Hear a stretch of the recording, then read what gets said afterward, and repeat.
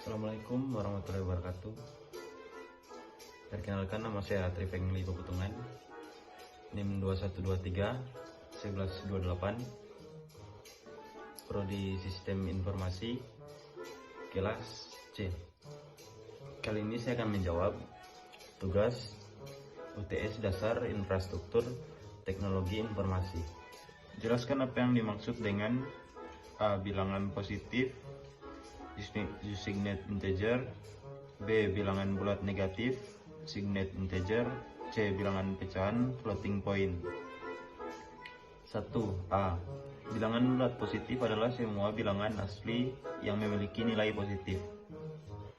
B. Bilangan bulat negatif adalah jenis bilangan bulat yang bernilai negatif. C. Bilangan pecahan adalah bilangan yang dinyatakan sebagai P atau Q, dengan P adalah pembilangan dan Q adalah penyebut. Konversikan bilangan biner 8 bit menjadi bilangan desimal. 11 10 01 10 10 10 11 00. Jadi hasil konversi bilangan biner ke desimal 111 001 adalah 241. Jadi hasil konversi bilangan biner ke desimal 101 01 100 adalah 173. Apa perbedaan antara 10 TH Gen Intel Core U-Series dengan prosesor 10 TH Gen Intel Core Y-Series prosesor? Terlihat satu varian U-Series memiliki clock speed jauh lebih tinggi berkat penggunaan TDP 28 Watt. Sementara untuk varian Y-Series, rating TDP kini naik dari 5 Watt ke 9 Watt, yang tampaknya diakibatkan penambahan komponen lebih banyak di dalam die-core i10 TH Gen. Sebutkan contoh peralatan input, alat pemroses, alat output, dan media penyimpanan.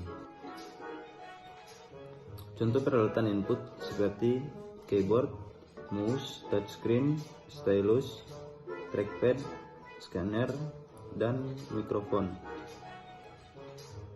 Contoh alat pemroses diantaranya adalah CPU, motherboard, memori, RAM, power supply, VGA, dan sound card. Contoh peralatan output seperti monitor, speaker, printer, plotter, proyektor, dan headset. Contoh media di antara lain adalah flash disk, hard disk, drive, compact disk, CD, DVD, memori SD, disket, pita magnetik, dan cloud storage. Apa yang dimaksud dengan perangkat lunak sistem dan perangkat lunak aplikasi? Perangkat lunak sistem informasi merupakan perangkat lunak yang berfungsi untuk mengkonfigurasikan komputer agar dapat menerima berbagai perintah dasar yang diberikan sebagai masukan. Perangkat lunak aplikasi adalah pemrograman aplikasi siap pakai yang digunakan untuk di bidang tertentu. Apa yang Anda ketahui tentang pemrograman visual? Program visual adalah metode pembuatan program di mana programmer membuat koneksi antara objek-objek dengan cara menggambar, menunjuk, dan mengetik pada diagram dan ikon dengan berinteraksi dengan diagram alur. Manfaat komputer pada beberapa bidang antara lain bidang pendidikan, bidang industri dan manufaktur, bidang bisnis dan perbankan, bidang teknik dan ilmu pengetahuan, bidang entertainment dan games, bidang komunikasi dan jaringan internet. Jelaskan dan berikan contoh manfaat komputer pada salah satu bidang di atas. Contoh manfaat komputer di bidang pendidikan adalah menulis skripsi, mencari sumber informasi tugas untuk sekolah, mengikuti kelas atau kursus daring, dan aktivitas lainnya yang diberikan dengan belajar. Contoh manfaat komputer di bidang industri, yaitu sebagai media untuk mengakses informasi kamera. Selain itu juga bisa diaplikasikan untuk mengontrol maupun menjalankan eskalator, kontrol untuk mengoperasikan robot, menyalakan lampu, dan masih banyak lainnya. Pada bidang bisnis, biasanya sistem komputer digunakan untuk memproses gaji, data statistik, dan accounting keuangan. Manfaat komputer di bidang perbankan, seperti meningkatkan efisiensi kualitas dan keamanan layanan perbankan.